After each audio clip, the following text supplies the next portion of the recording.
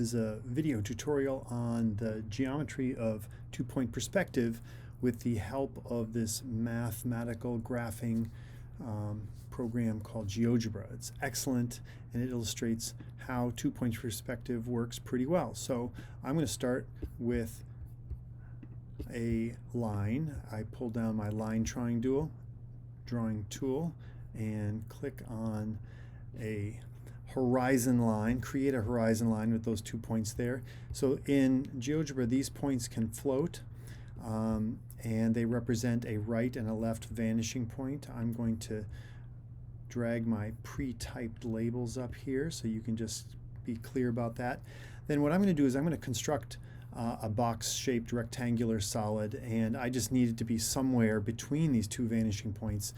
This will allow me to put a point on that horizon line.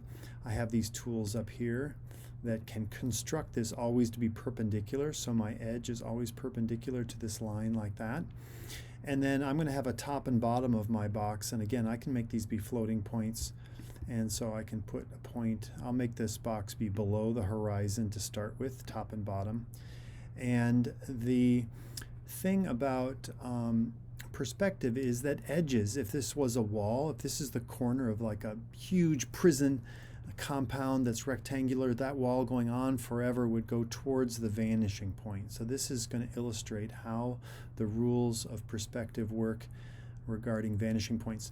All right, so just to make it a little bit more clear, I'm going to actually go to this point and make this be dotted so it's not really clear and in the way. And I'm going to make it as minimal as possible by dialing it back a little bit. And you can see that is just very, very faint there, but I'll redraw this front edge of my cube right here. Okay, so that's the front edge of the cube. Like I said, if this was a prison with a really, almost infinitely large rectangular prison compound, the wall on this side, with this being the edge, would go infinitely back to where it vanishes in the distance. This side would also go back to this distant vanishing point here on the right, okay? And the beauty of this is that then I can drag this point, and you can imagine we're looking at this compound from anywhere as we kind of walk around it, and I could animate that if I wanted to. But that's my front edge. Well, I want to make this be a cube, not an infinite prison compound. So I'm going to give it a point right here and a point right here that we can move later. And again, I'm going to make those perpendicular to the horizon line. So if I click on the horizon line and then this point, it'll lock it in place. Click on the horizon line and this point and lock it in place.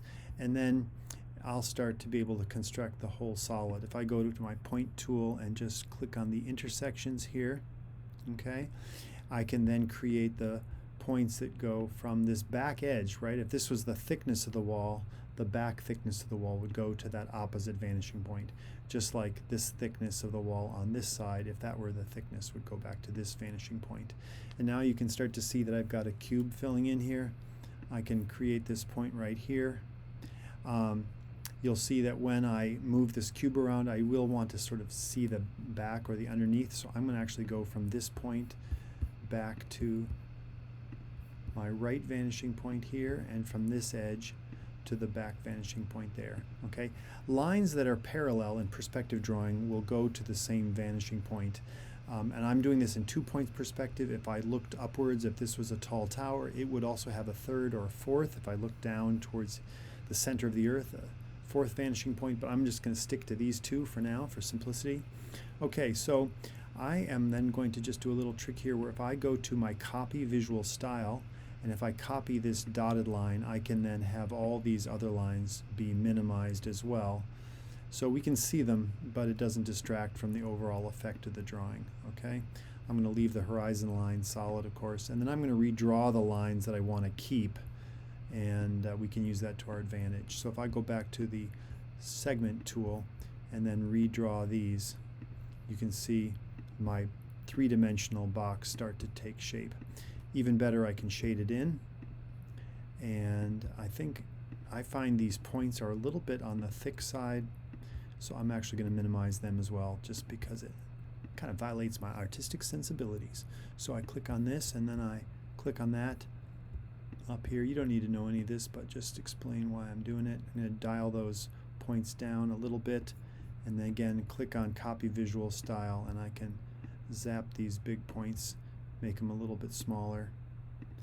I like these other ones because they're my real control knobs. Alright, so now if I just click on this, I can shade this in a little bit and give this some colorization and make it look quite convincing, especially when we animate it. Alright, so if I make this, this will be on the shady side, and then I'll, oh, got the wrong thing there, sorry, make this be on the shady side, dial it up a little bit. Okay, so there's our box, and now if you see as I drag this around, how the rules of perspective will render it pretty accurately to our eye. We can make things taller and smaller. If I make this taller like that, this is where I guess I could fill in the back edge here. That should lock in place. Let's see if it does. It does. Draw that.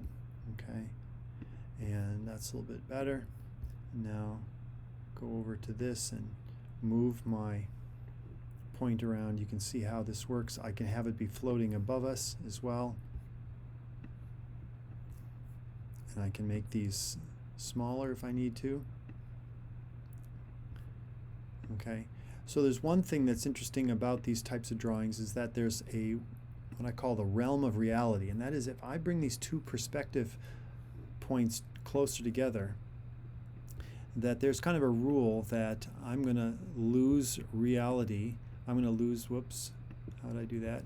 I'm going to lose the realism if this is too far below the half circle that is contained between these 2 points. So if I imagine a half circle above and below, or I draw a circle around with the distance between these 2 points being the diameter, my drawing will look like a fisheye lens camera picture if I go too high or too low. That's why you'll see that a lot of times artists will put their perspective vanishing points way out on the extreme of their drawing, so that then I need to get this back so that their drawing looks realistic. Alright, so I need to get that back into my realm of reality, so I'm going to shrink that down.